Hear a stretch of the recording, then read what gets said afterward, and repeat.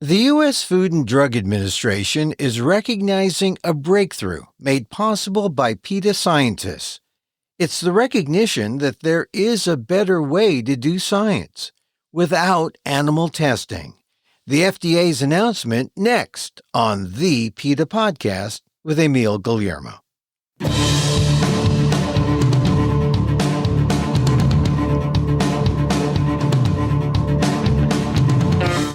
Welcome to the PETA Podcast. I'm Emil Guillermo, your host for this inside look at animal rights.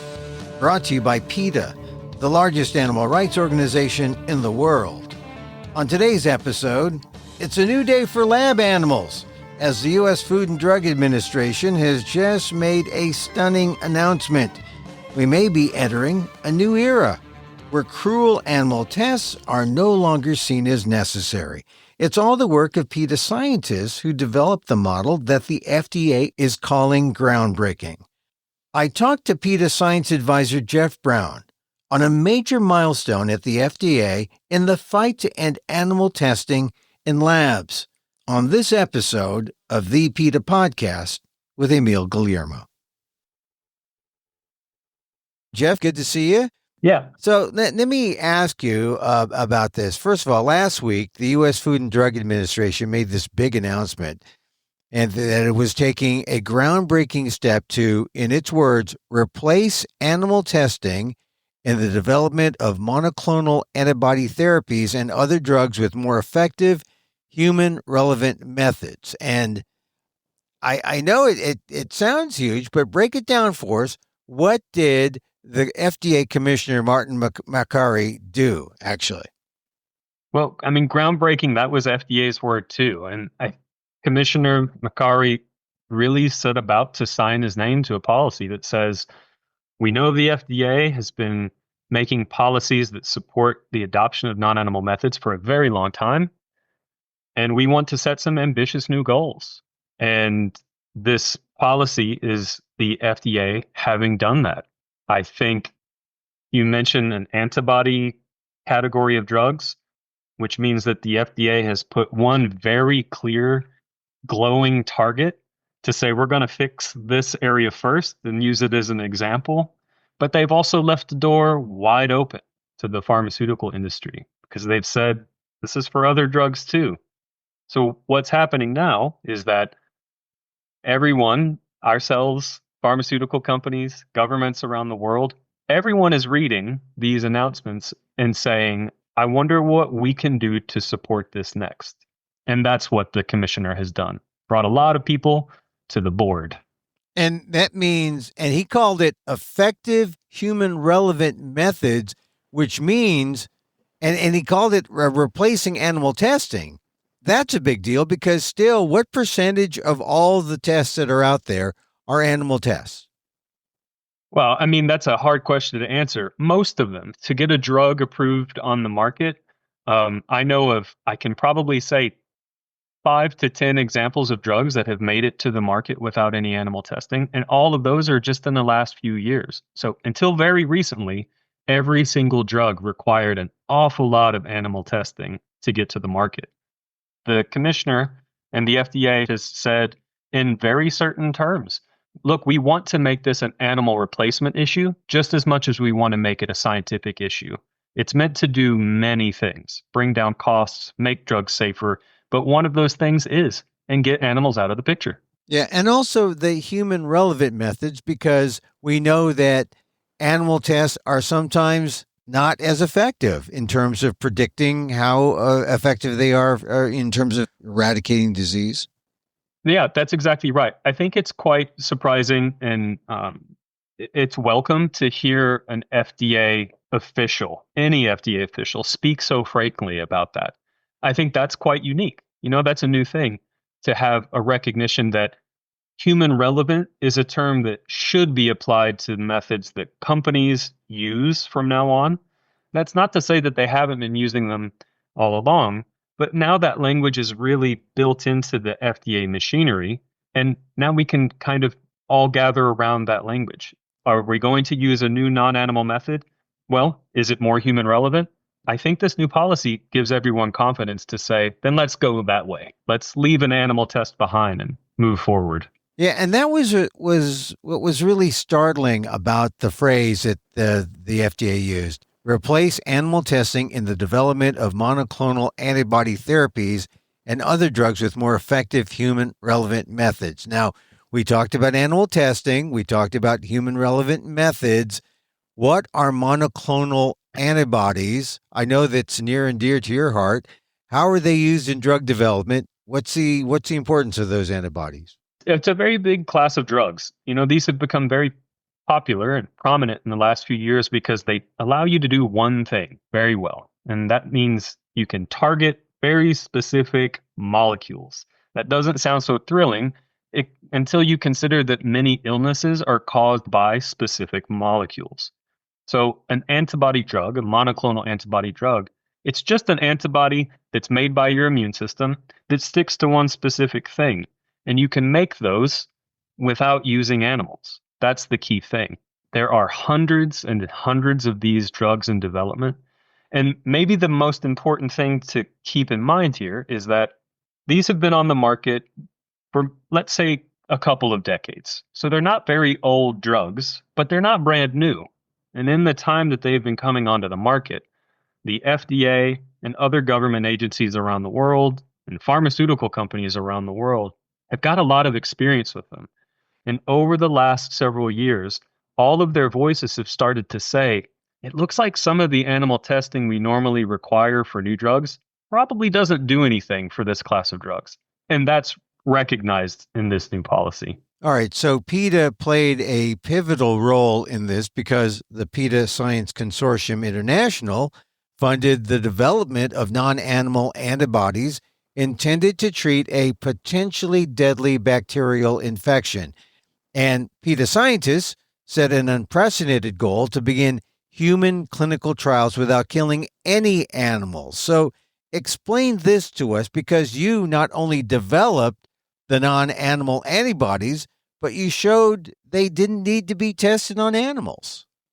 Yeah, that's right. And a huge thank you to all PETA supporters out there, because we set out almost a decade ago to prove that this could be done. And that just goes to show that long ago, we knew that this class of drugs was one of these areas where we would get to this goal of having a non-animal solution first. So we went to the FDA back in 2022 with our completed drug, and we said, we've got this non-animal approach to move forward. And the FDA said, looks good. It's reasonable. We like it. And we've just been carrying on with that process. I think what's great now is to see policies like this come out of the FDA that use very similar language. And that means that we're in a good position to help any other company that wants to make a similar advance to rush forward into this opportunity that the FDA's made. In the past, there's always been that strong bias toward animal testing. Was that a surprise that it wasn't that much of a hurdle, or do you think that your results, the fact that you had the data, really was so convincing? It's both. I would say that we chose this area, these monoclonal antibodies, because we knew that this was an opportunity, in the same way that the FDA knows that this is an opportunity. So we chose wisely. We also knew that the way that you test these drugs had been changing in recent years. So we had templates, we had examples of the thinking that was going on in government agencies around the world. All we did was put a bunch of pieces together, and we wanted to run forward with it to make sure that this was an approach that everybody could agree upon, right? It's no good if you find a non-animal way to do this and you keep it a secret, and that's what we've been doing. But barring PETA's aggressive stance in trying to find a way to avoid animals, it still would have taken some time before the scientific community would come around to this perspective, right? That's true. And I think that some companies would probably say, let's be conservative. You probably should do the animal studies just because the FDA will probably want to see them. That's a lot of the thinking that goes on in the pharmaceutical industry. They're very slow to make decisions, especially when new technologies or new approaches are coming into play. And those changes don't happen automatically. That's where the PETA Science Consortium International comes in. Our task is to come to these government agencies to say, we found the weak points in these animal tests. We have a drug. You have to work with us on this. That's the strength of us having a drug that we can sponsor. And we're still working on it. We haven't made this drug. It's not manufactured and on shelves. I hope that this pilot program that the FDA is debuting will be a place where we can continue to make this development process work so that not only do we have a good idea about how to replace animals, but we have the proof positive. Now, you're being somewhat modest because you had such a pivotal role in this. This is a huge leap for the scientific community. How gratified are you that this came out of the work of the PETA Science Consortium and the work that you did? It's very gratifying. We work with a lot of people, and I think everyone is probably just as gratified as I am. I also want to offer words of caution. This is why I work for PETA. We don't celebrate and consider that it's time to rest on our laurels. Part of what we need to do is see how we make this come to pass. Right now, what we have is a roadmap. It's a general set of instructions on how the FDA wants to get from A to B. And they've said that part of that destination is non-animal approaches for drugs like the ones that we've got. It's great that we have that map, but we want to see the proof in the pudding. And that's what comes next. What policies will the FDA actually endorse and fund so that we can actually get this thing moving? All right. Now, PETA and other organizations and scientists also worked on and Congress passed the FDA Modernization Act of 2022. And that gave the FDA the authority to approve new medications without data from animal tests. Are these issues related with the announcement, the current announcement? Yeah, it's all related. And look, I would even say that the FDA has always had the ability to make decisions without requiring animal studies. The FDA Modernization Act did a really good thing because it demonstrated that the legislature, our Congress, the elected officials that represent the will of the people, collectively said, FDA, you need to do better. Why aren't you doing more to get animals out of tests that you require? So that really set the tone. I think it's without a doubt important to note that that came before this announcement. It seems very clear that this announcement from the FDA is intended to respond to the FDA Modernization Act. And that's a very good thing. It's a sign of a system that's got many moving parts, all of which are moving in the same direction to replace animals in required tests. And it also changes the perception of PETA when PETA comes to the table with real data, real science, this PETA Science Consortium International with you there also. It does make a difference. It changes how people see PETA from, they're carrying science to, they're carrying data and proof and studies, and maybe people should listen to them. Yeah, I hope so. Every bit of news that gets people's attention to the work that we are doing is good news. I also think that, my universe is a very different universe than you might be expecting. We've been doing, this is my 17th year working with PETA. We've spent a long time making sure that scientists in this field, government agencies that we work with every day, they know us. They know our science. And so I don't feel like we necessarily needed a reputation boost, but if this helps give us one, we'll certainly take it. Anything that makes it easier for companies and governments to work with us is going to help us achieve our mission. Once again, where do we go from here? Could the FDA's action here lead to really a new era of drug development? Absolutely. The sky is the limit. And, look, I'll even say before the FDA announced this policy, we sent the new FDA commissioner a list of 5 priority projects that are much simpler than what's been announced in this new program that we think set a good precedent for an incoming FDA commissioner to say, look, we've got a long list of low-hanging fruit.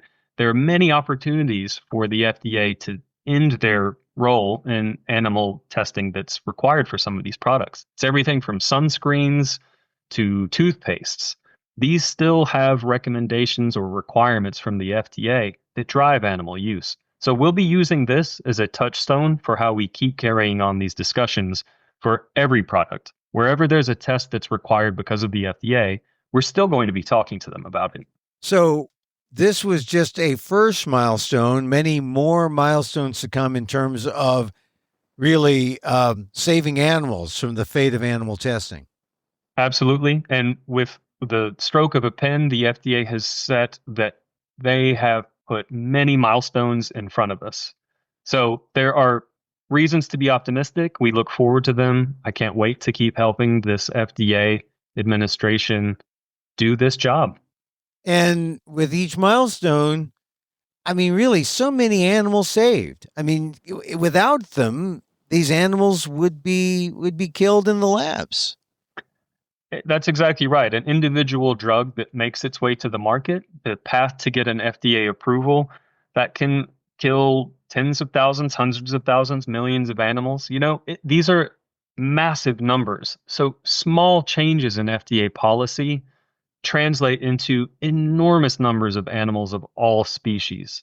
So even little changes that might sound like, things that little science nerds do off in the laboratories, they're important for this reason. A rule that's in place from the FDA is a rule that condemns many animals into suffering. Changing those rules is a very high priority of ours. And now we've got a roadmap that says, here's how we're going to change these rules. And the animals affected, we're not just talking about lab rats and mice, although they're included, but we're talking about larger mammals too, horses, cats, pigs, dogs, everything.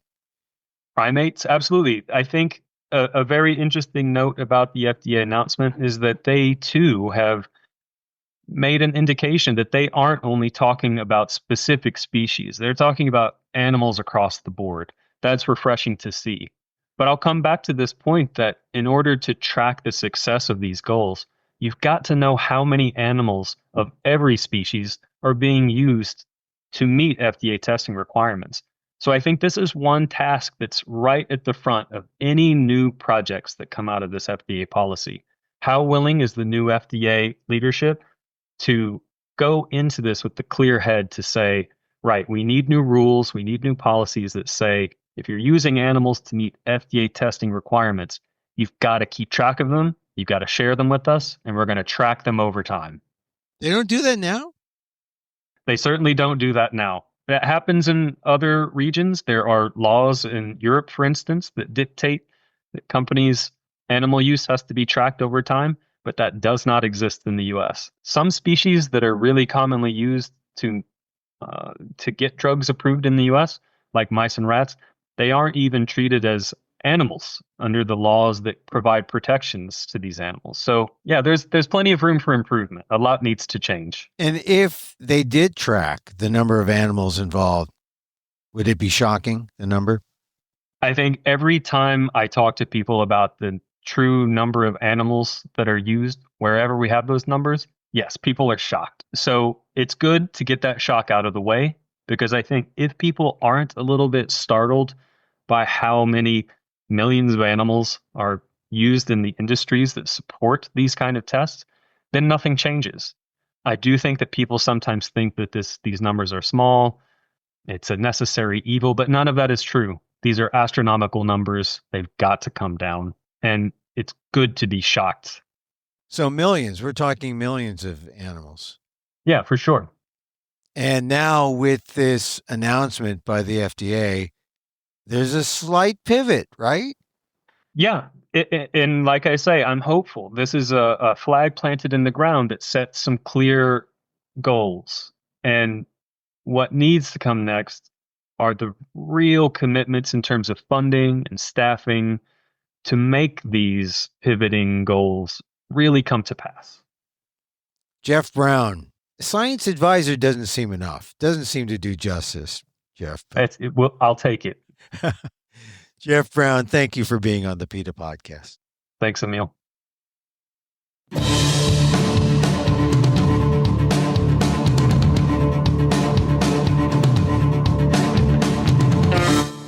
PETA's Jeff Brown, PETA Science Advisor, on the FDA's major announcement that with PETA's help, we're getting a hard pivot away from animals used in tests and moving more toward a cruelty-free and human-relevant way of doing science. And Jeff is being a little modest there. It was his model, along with others in the PETA Science Group, that made this possible. So kudos to them. For more information, go to PETA.org.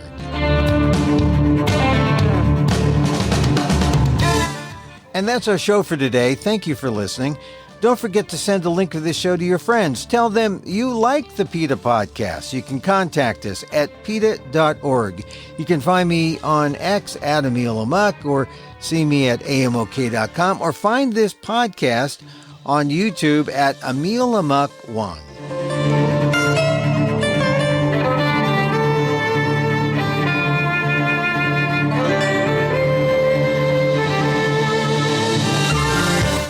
Once again, thank you for listening. Check out all our episodes on your favorite podcast app or on Apple Podcasts, where you can subscribe to as well as rate and review the show. It helps get the word out about the issues you care about. Our music, as always, provided by CarbonWorks. Check them out on YouTube. And join us again next time for more insight into animal rights and the fight for a cruelty-free world on the PETA Podcast. I'm Emil Guillermo.